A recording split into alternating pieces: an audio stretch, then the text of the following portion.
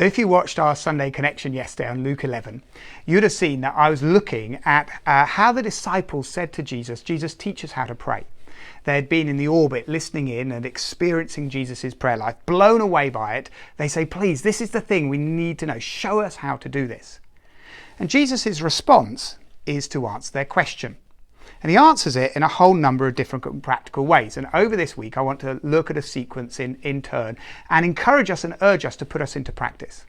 If you did watch that Sunday Connection, you'll know that the two reasons that Jesus seems to give about why his prayer life is so exceptional, why those disciples so longed to experience it and learn from it. Number one was because of his relationship with God. He treated God both as his Father and as his King. Our Father in heaven, hallowed be your name.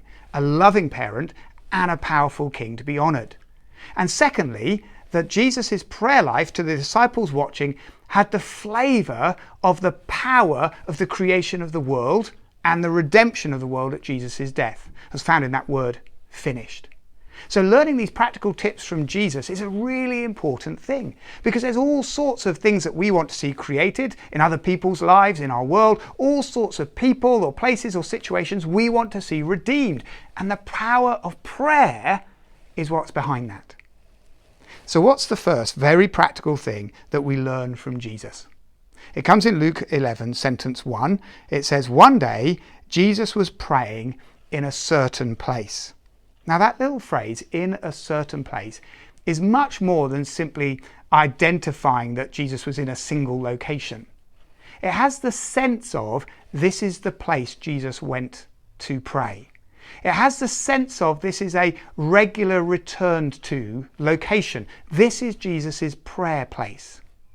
Now, of course, prayer can happen all over the time. We're told elsewhere in the Bible to pray without ceasing. We're told to take every opportunity to pray. There are gathered prayer meetings. Of course, prayer is a living and vital relationship with God. It's expressed in hundreds of different ways in a healthy prayer life.